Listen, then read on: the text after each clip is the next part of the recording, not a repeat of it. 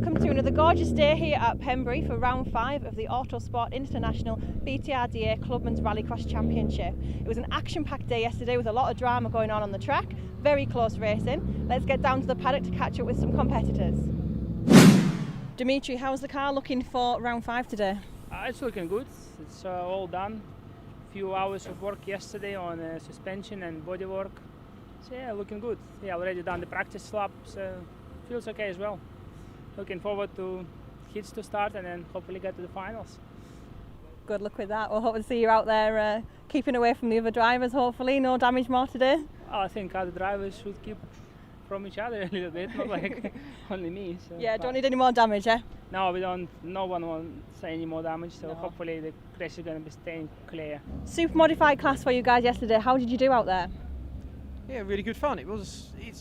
Their cars were a bit faster than ours generally in the super modifieds. We're up to 1600, but it's really good fun. It's different. We're a bit quicker through the dirt, and they're fast on the tarmac. But it's a good fun. Have you got a strategy for today then? Don't crash it. Yeah, it's a good strategy. Yesterday was my first day in the car. Yeah. So yeah. And you found that all right then? Yeah, no, I've enjoyed it. It's been good. Should be a bit drier today. Yeah. John, it looks like you got caught up with a few of the cars yesterday on the grid in round 4. Yeah, there was mayhem off the start and there was mayhem into the hairpin and got spun and just tried to gain as many positions as I could. So you worked your way up a little bit there, finishing in 6th place. Are you hoping for a better result today? Definitely. Anyone particularly you're fighting with today? Or the usuals, James Orton, Paul Davis and Richard Todd. Excellent, good luck then. Thank you very much. Thomas, your first time here with the BTRDA, round 4 yesterday. How did you get on with that? Well, yesterday, as I said, we used standard road tyres and there was a problem. Obviously, I'm a complete novice, never done this before, I had no experience. So I used it yesterday, used it as a training, as a practice. And today we bought the proper tyres straight away, you know, that was like, I think 16 seconds better than yesterday, 16 seconds. That's an amazing improvement, so you should see a good result this afternoon for round 5 then? Yeah, hopefully, yeah, straight away first race I was 4th. You know, so it's good. I'm pretty pleased. Enjoy myself. Yeah. Keep at it. We'll see you back out there later on. Fantastic. Thank you so much. Thank you. So Andy, this is your first time this season for the BTRDA. Are you enjoying it? Yeah, fantastic day. Been here before, but last time the weather was atrocious. But it's quite a good entry today. Track's superb. Look at the sun as well. You've got some good competition out there as well. Yeah, there's a couple of guys there. I'm gonna keep my act together, but we'll see. So you're hoping for a good result this afternoon for round 5? Yes. Hi Ryan. Round 4, that was a bit of a close race between you and Darren in the Nissan Almera there. Yeah, it was a very close race for me, keeping up with a super modified car. Darren obviously had the legs down the straight, but through the gravel I managed to draw him in a little bit. But unfortunately, due to the last lap, his engine let go, which managed to make me get extremely close to him down the straight to get it down to 0.5 of a second. So really close racing all the way through. Car had some problems during the day, but yeah, managed to get it back in the final, to get it back up there to get the valuable points. And are you ready with the car for another round today then? Yeah, the car should be good for today. There's a couple of improvements that need to be made, but yeah, all should be good today. Good luck, we'll see you out there. Thank you very much. Martin, 0.3 of a second behind James Orton yesterday in round 4. Are you going to get him today? Hopefully, yeah, we'll have a good go. 0.3 is not a lot, so we'll try. It's not. Good luck out there. How's the car running? Perfect? It's going fine, yeah. Yeah, we haven't touched it all weekend. It's spot on. Spot on. We'll see you there for round 5 then. Thank you. So Liam, you ended up having to run the final in Mike's car yesterday, and then what happened out there? It seems you've suffered quite a bit of damage. Well, yeah, we started on the back line, but we managed to get up into second after the first corner, after a load of carnage with whoever, but loads of people. We were running good in second for a few laps, and then car just went really. I think the gearbox went and the clutch, so I had to pull off, and that was the end of the day. But overall, it was good for a first debut, really. Yeah, you were looking good out there till all the carnage happened. Is it looking like you're running this afternoon then? Well, we're going to give it a go.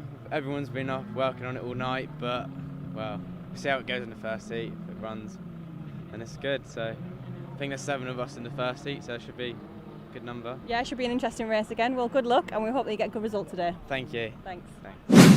So the first race of the weekend was the Mel Williams Tyres Production B final. John Moskauskas got a fantastic start off the line, but was soon overhauled by Paul Davis.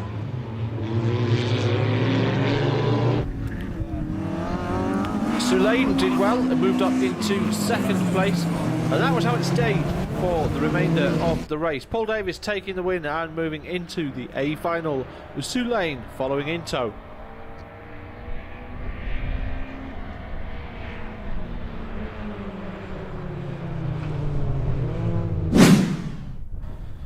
Next up then, and the Mel Williams Tyres Production A final. The starting grid: Ward, Peters and Orton on the front row, Mills and Todd on row 2, Finch and Lebeds on row 3, Davis and Sulain on row 4. So the lights are on and they're off, and they are away off the start line. It is James Orton with a good start to the race, but he is being pushed by Ward and Peters in the middle. So round the first corner they go, and it looks to be Martin Peters who's taken the lead, the number 625 Saxo VTS there, followed by John Ward in second place as they come onto the gravel for the first time and into the first square right-hander back onto a concrete section before they go into ATS Alley, and it is Martin Peters with John Ward in second. Adam Mills does well out of that corner, coming through in fourth place. Paul Davis there is currently in sixth, just behind Richard Todd, a championship regular for the BTRDA Rallycross Championship. So as they come round the second hairpin, it is still all to play for. The cars are quite evenly matched in terms of performance ability. All Saxo or 106 VTS variants, apart from Mark Finch, who's there in the Zara. So back into the hairpin, Peters in the lead, Orton and Ward alongside each other there. It's going to go down into the straight. Very close there, almost contact between the two. Orton forced off the track, but it is John Ward who comes through, holding on to that second position as they go onto the gravel. The number 711 car there, Parts for Cars sponsored. Peugeot 106 GTI. James Orton, our championship leader, he'll be looking to get past Ward and consolidate points. Martin Peters also doing fairly well this year as they go back into the gravel hairpins for the second time. Adam Mills is doing well, currently sitting in fourth. Richard Todd behind him, and that's Paul Davis in the orange and white car. Looks like he's picked up a bit of damage to the front of that car there, some contact earlier on in the lap, but it is Peters in the lead at the moment, and it's starting to look like a commanding lead. So back they go onto the third lap of this race, and through onto the gravel section. You can see parts of these gravel sections have started to clean over the course of the weekend, and there is a quick line on the inside. Peters just struggling to gain grip as he comes out of the corner there. That closes the gap between him and John Ward. James Orton is close behind in third. Adam Mills followed by Richard Todd, then Paul Davis behind him. So as they head up towards the Honda Bend, and for the fourth lap, it is all still to play for here. Martin Peters there, smoke coming out the front left tyre. I think more through effort than an issue there. So he's holding on to the lead. John Ward starting to close that gap now. He'll be looking to try and push past him before the end of this race. It's bumper to bumper between Ward and Peters as they go back onto the gravel. Peters has got a good drive out of that hairpin and pulled a little bit of a gap once again. So Ward comes round looking for a gap. Peters keeping on the inside line in the defensive position. James Orton is behind them, and the whole pack is not far away either. It's always very close racing in these production class cars. So as they come into the hairpin again, you can see a nice clean line on the inside. Peters just runs slightly off that onto the dirty line. Ward stays on the clean line, keeping the pace as they come off the gravel back onto the tarmac. Always potentially a slippy place and a difficult position to overtake. So the Honda Bend, round comes Peters in the lead, Ward in second, and they come down to the hairpin. A little lock up there by Peters, nothing to worry about. He runs wide on the exit, so James Orton follows them behind. Adam Mills runs wide there. Richard Todd's going to be looking for a way past, but we've got Paul Davis on the inside of him. So they come back onto the gravel once again. It's looking to this battle further down the field. It's Mills, Todd, and then Richard Davis.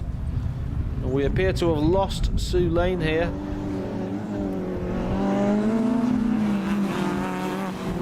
But it is Richard Todd desperately trying to hold on to this position. Davis putting him under a great deal of pressure there. Todd runs wide, Davis looks for a way past, but his door is slammed closed by Richard Todd.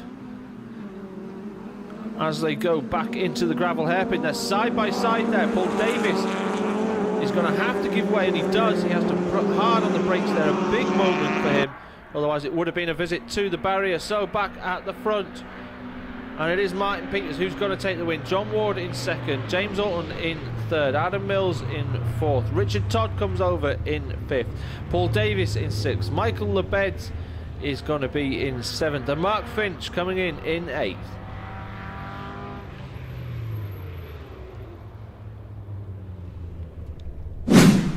So next up will be the combined Scooby Clinic Racing and the Cartech Motorsport 4x4 finals, both the production and clubman cars. So Gary Pusey on the front row, with Dimitri Shribny and Willie Farrell behind him, Nigel Burke and Liam Manning on row 3. Liam Manning will be looking for a good result after retirement on the last race. So away they go off the line, and it is Gary Pusey with an excellent start there. Dimitri Shribny usually going well off the start, but Liam Manning has shot up from the back of the grid and is moved into second position. Dimitri Shribny will have the legs on him round this corner, however Shribny brakes, gives way, Manning goes in front of him. Shribny is tucked in behind, he's going to be looking now for a way past, he's giving himself a lot of work to do here. So Gary Pusey comes out of the first corner. A bit more power in Pusey's car than Manning. Manning's a production-based car, whereas Pusey is the clubman, the highest spec cars. As they come now into the gravel for the first time on the second hairpin, and it is Liam Manning just about holding off the attentions of Dimitri Shribny. That is Willie Burke. Sorry, Nigel Burke in the pink and purple Impreza GC8. Followed by Willie Farrell in the N10 shape Impreza. So Gary Pusey comes over the line in the lead of the race. Liam Manning in seconds. They come down to the hairpin, hard on the brakes. Dimitri Shribny's on the handbrake there. A little bit of sideways coming out. He's lost time there. And Nigel Burke's right up beside him. Now he's going to be looking for a way past. As Shribny opens the door and he closes it again. Really pushing very hard there. So Liam Manning is holding on to second. Shribny is very close behind him. A little bit of a wobble there from Shribny as they come back into the hairpin. Into ATS Alley they go. Shribny big sideways. Nigel Burke behind. A great position that from our trackside camera. You can really get close into the action, but it is Dimitri Shribny still sitting in third behind Liam Manning. Nigel Burke is under pressure now from Willie Farrell. Willie Farrell over from Ireland for the weekend, part of the Irish Rallycross Championship. Back to the front, and it is Gary Pusey in the lead in that Impreza of his, a wide track derived from a World Rally car. A lot of power in that car, and a very strong car, but it is Liam Manning in the production-based car in second. Much more of a road-going car than a Rallycross car, and designed to be a cost-effective way into the 4x4 class. So Liam Manning goes through. Dimitri Shribny puts him under pressure. Nigel Burke is still holding position there in fourth. Willie Farrell seems to have dropped back a little bit, giving him a little bit of breathing space. So as they come back into ATS Alley, it is Liam Manning just about holding off the attention there. Shribny desperate to find a way past, round the outside, looking down the inside, but he's dropped back a little now. You'll have to cede that place to him. Sideways as they go into the hairpin, coming out now, back onto a fast section with a sweeping right hand bend onto the tarmac. Oh, that's Nigel Burke there running very wide. He's allowed Willie Farrell through. So that's Willie Farrell into fourth place. A mistake there by Burke. He'll be cursing himself somewhat inside that car. So back over the start finish straight they go, and it is Liam Manning in second place. Gary Pusey running away with the lead here. You can see how big that gap is. Dimitri Shribny big sideways on that corner. You can see how the others have gained time on him there. As they come back into the gravel once again, Nigel Burke still sitting in fifth place.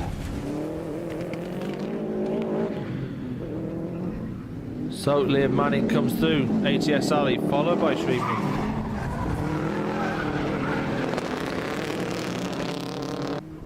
And back onto the second gravel section.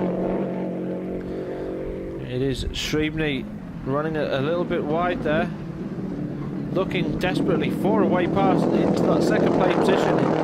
He's currently leading the Clubman 4x4 Championship, and he'll be desperate to get the points with Gary Pusey just behind him.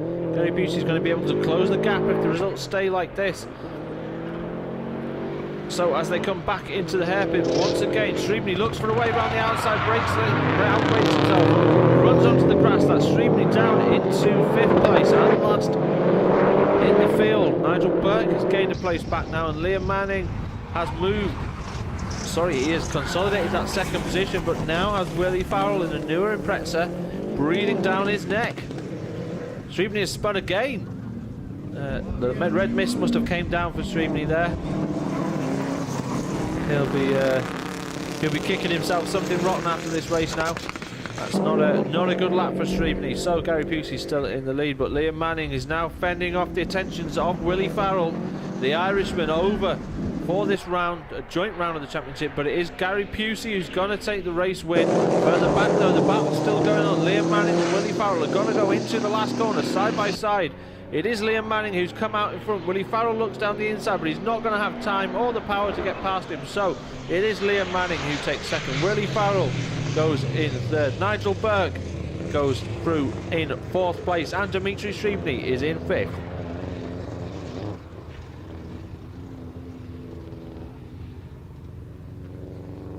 Gary, that was a clear win for you there in the 4x4 round. Yeah, again, bit of luck really. I mean, good start, get away from everybody and let everyone sort of battle behind you. I mean, obviously I didn't have Andy to contend with, which would have been a problem. I'd have obviously had to sit behind him, but him being so quick, I could have just sat behind him and still done what we did today. But yeah, fantastic all day yesterday and today. No problems with the car after the big accident we had, and no, very, very pleased, and puts us back on the championship now to you know, to try and win it and get it back again. Yeah, good to see you getting some results, and we'll see you next round. Yeah, thank you very, very, very much. Thank you. Right. So today's competitive feature is with Eddie Gibbs in the Citroen Saxo. Eddie, how far have you travelled today to Pembrey? It's a few miles. We come from Bradford down, so yeah, it's generally about a 5-hour trip by the time we come down. So you're a bit tired then after that, yeah? Yeah. What do you do for a living up in Bradford then? I'm a builder, so I've been doing more rendering and building at the moment. And you work for yourself? I work for myself, yeah. Excellent. So the car then, it's the only 8-valve in the Mel Williams Tyres production class. Right. Yeah. Have you got any sponsors for the vehicle? Yeah, I have got a sponsor, luckily enough, who does a panel sponsorship for me, so as you can guarantee a few bent panels around here, so I'm quite lucky in a way that I can get new bonnets, wings, bumpers, so they supply me all those, which is, as I say, it saves quite a lot of money over the year when you're putting them right, so yeah. Yeah, every little helps as well with this, doesn't it? Definitely. So how did you get into the BTRDA then in the first place? Feet up, cup of tea on a settee one day watching Top Gear, and I thought, yeah, I could do that instead of playing golf. So yeah, I just found myself a car, which was an MOT write-off. Put it together, stripped it out, and got it ready, and then just managed to turn out. Learned a hell of a lot of the lads in the paddock in the first year of how to set a car up and just to get that little bit of extra speed out of it, which they don't show you on Top Gear, but you know, you learn as you go on. And then the year after, last year, we managed to win the championship, so must have put a good car together, I think. Excellent, yeah, that's a really good result, especially if you're against 16 valves as well. Yeah, because as I said, we are the only 8-valve this weekend, but I still managed to finish, you know, halfway up the table, beat a few 16 valves and a couple of the 2-litre 16 valves as well. So a bit of a hollow victories, but it feels nice when you beat the bigger cars and the classes above. Definitely a really good result. Yeah. So have you got any other motorsport experience before this then? No, I have done a little bit of military driving through various driving Arctics, bikes. We used to do the off-road driving and escape and evasion, which can help around here as well. Yeah. But that's basically no competitive experience. Yeah. A a few incidents on the road when you when you want to overtake, but yeah, nothing serious. So yesterday in round 4 you managed to win the B final, congratulations, and the A final, what happened there? You got a DNF. Yeah, it was I think wrong place, wrong time. One of the other cars just took it a little bit wide, and all of a sudden he got some grip which just T-boned me in the side. I managed to go onto 2 wheels. There's a little bit of a rubbing going on, so I didn't want to jeopardise today, so I just stopped the car and just made sure there's no extra damage done before it was, so we could get out and hopefully do something today, so we're going well again. So yeah. Excellent. Well, good luck in the final this afternoon. Thank you, Eddie. So on to the Steve Gaunt Trailers historic class now, and Vince Bristow, Sean Buckley and Chris Farrell make up the front row with Gary Mitchell and Ryan Stutchbury on row 2, and away they go. Always fun to watch these historic cars, but it's Sean Buckley who gets the run off the line and straight into the lead of the race. Vince Bristow in the big BMW 328 moves into second place, but Chris Farrell is down the inside of him. He's going to be looking for a way past as they go into the gravel section for the first time. Vince Bristow uses the extra power to get round the outside of Farrell as they go into the hairpin. Farrell in the white Escort there, number 4, a Pinto powered car against the 6-cylinder BMW. And it is Ryan Stutchbury currently sitting in 4th. He goes well on these tight twisty parts but struggles on the straights against some of the more powerful cars. Sean Buckley running very wide there, all the way onto the grass. He was lucky to get away without spin there, but he does, and he holds on to that first place lead. Vince Bristow is in second still as they head back onto the track and into the Honda Bend and the start finish straight. It is Sean Buckley in the lead. Vince Bristow's pulling away from the pack now and looking to set his sights on Sean Buckley and that all-important race win. Sean Buckley runs wide, Bristow follows him. Chris Farrell's running very wide here. Gary Mitchell looks up the inside. He takes Ryan Stutchbury in the process, but it is Chris Farrell just about holding on. Ryan Stutchbury loses the place to Gary Mitchell. Gary Mitchell drops into that 4th position and will now be setting his sights on Chris Farrell and that all-important 3rd place and the championship points for this historic class. Mark Richardson is the championship leader. However, engine failure this morning in practice has ruled him out of this final, so all the points are up for grabs. It's going to be all change here no matter what happens. So Chris Farrell has been scoring consistently this year, as well as Gary Mitchell, and it could go either way. So back to the front though, Sean Buckley is still holding this lead, but Vince Bristow has closed that gap up. Chris Farrell coming through, big sideways there, that's going to drop the place. They go side by side with Gary Mitchell. Gary Mitchell's got more power down the straight, but Farrell's lighter, so they go back onto the gravel. Farrell just about holds the place. Defensive driving here from Farrell. It's a great effort as they move back onto the very slippy section for these rear-wheel drive cars as they come off the gravel onto the concrete. All the loose gravel is put onto the top. Chris Farrell runs wide, but Gary Mitchell tries to take the inside line. It's not as quick and stays in 4th place. Chris Farrell comes in sideways into the hairpin, back on the power he goes. Gary Mitchell desperately trying to find some kind of opening that he can consolidate and take this position from Farrell, but Farrell's having none of it as they go back up the back straight onto the Honda Bend. Again, it is Vince Bristow currently sitting in 2nd still. Chris Farrell comes round the Honda Bend with Gary Mitchell in tow. Full throttle down the straight. They're going to be hard on the brakes here. And Chris Farrell on the inside taking that defensive line. Gary Mitchell runs wide on the entry and then tight on the exit. Ryan Stutchbury starting to drop back a little now, struggling with the lack of power in his Peugeot. And it is Chris Farrell coming back onto the gravel. Nice and steady, trying to keep it clean and tidy.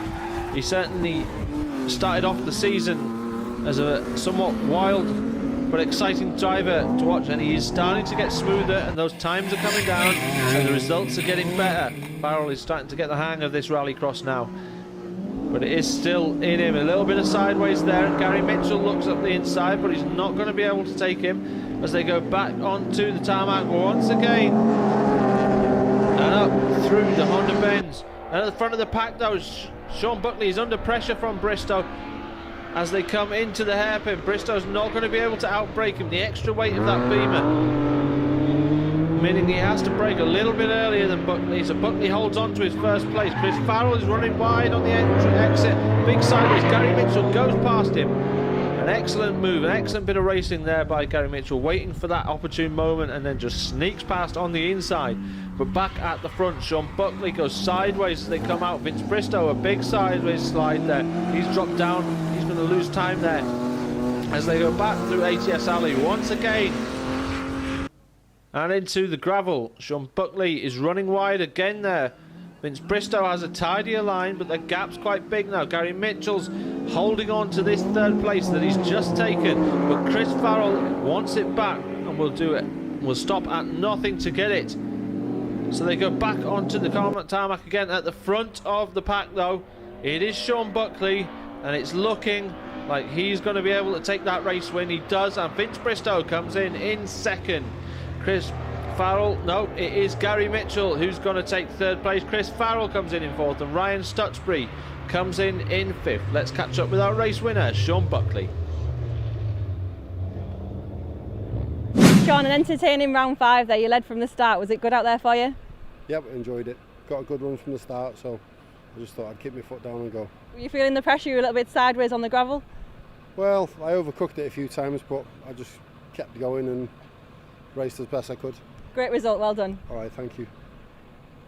So the Fuchs Lubricant Super Modified B Final, only the second B Final this weekend, and it was Alan Tapscott got a great start off the line, and the Ovenden also done well. However, it would not last. Tapscott will go on to lead most of the race, but on the last lap, under pressure from George Tohill, Tapscott would spin in a big way. Lucky to get away with just a spin, really. Tohill would then sail through. Tapscott got going again, but it was Tohill who took the race win, with Tapscott in second. Mike Dresser follows them into the A final. So the Fuchs Lubricant Super Modified A final. Tommy Graham, Todd Crooks and Pierce Brown on the front row. Kenny Hall and Mark Jones on row 2. Patrick Ryan, Willie Coyne and Lloyd Spenlove on row 3. Alan Tapscott and Mike Dresser up from the B finals on row 4. The lights go up and they are away off the line for the race. And it is Tommy Graham's got an excellent start there. Pierce Brown's done well off the line, as does Lloyd Spenlove in the Lotus Exceeds there. Todd Crooks with his mini drops down into 4th place. As they come onto the gravel for the first time, Todd Crooks has done well there. He's managed to sneak back up into 3rd past Pierce Brown. The extra power of the Mini showing itself this weekend. Certainly a vast improvement from the higher cars he has been using previously in the BTRDA series. So they go through ATS Alley for the first time. That's Mark Jones there in Toyota MR2. Quite a unique and individual car. You don't see a lot of them about racing these days. But it is Tommy Graham, our championship leader, in the lead. Todd Crooks goes past Lloyd Spenlove in the Exceed. A hell of an overtake there. Really good position to pass. That's an excellent overtaking manoeuvre there. So they come round at the end of the first lap, and it is Tommy Graham in the big Escort Turbo that is winning that Zack Speed car. That former Zack Speed car, should I say, doing very well. It is Crooks, then Spenlove, then Pierce Brown, who's under pressure. Jones, who's also under pressure from Alan Tapscott in the Corsa. But back to the front now. Todd Crooks as he comes into the first gravel hairpin back onto the concrete. The Exceeds there, struggling with a little bit of sideways, as does Pierce Brown. Mark Jones keeps it tidy, looking for a way past. Brown closes the door, blocks him out of the way, and Jones has to sit there in 4th place.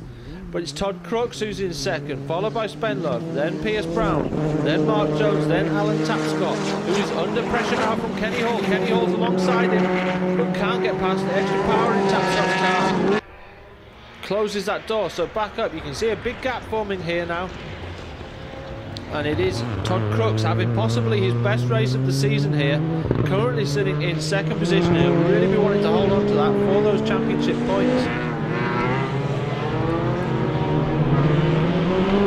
But the battle's certainly going on further down the field. Alan Tapscott there getting close up to the MR2 of Mark Jones.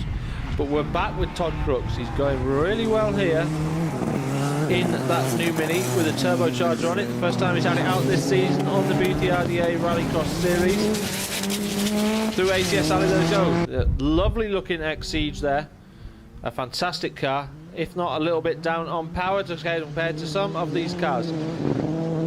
So that is Pierce Brown coming through the dust now. You can see in this final race of the day it is starting to get very dusty. But back at the front of the field, Tommy Graham is once again starting to push out on the rest of the field. The performance we've seen time and time again this year really has been Tommy's season. And the MR2 Mark Jones looking for a way past Pierce Brown, maybe a little bit optimistic there, a little bit too big of a gap, but he's going for it. Alan Tapscott there with Kenny Hall behind him, he's under pressure. So back to the front, and Todd Crooks goes through in second place. Lloyd Spenlove, the X-Siege. Pierce Brown runs big sideways. The MR2 follows him in a slide as well. A possible opportunity there, squandered for Mark Jones.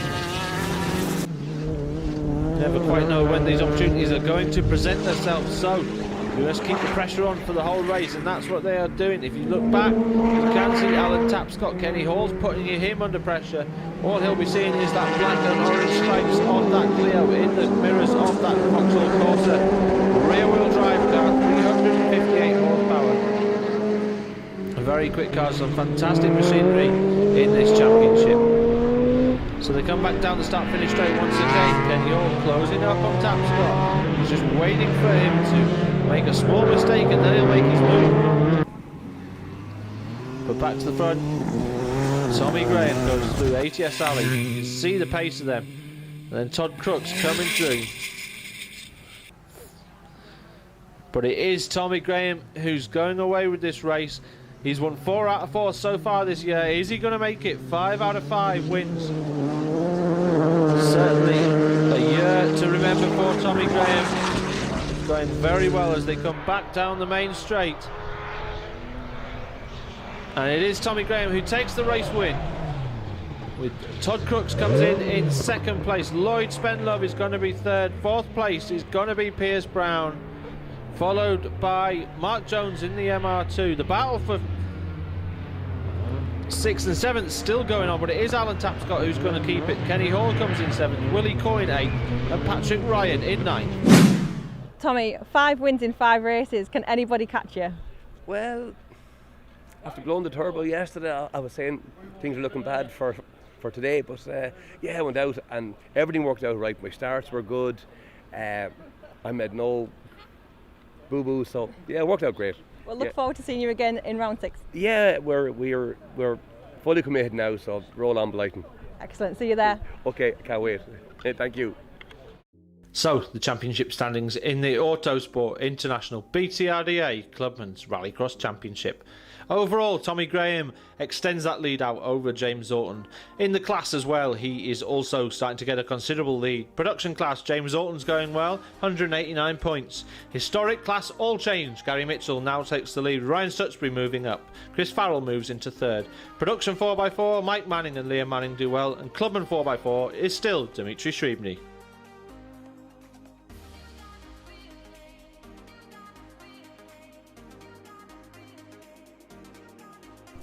After another dramatic weekend of Rallycross, silence falls once again on the Pembrey circuit. Join us in October at Blyton for the next round of the Autosport International BTRDA Clubmans Rallycross Championship. Thank you for watching.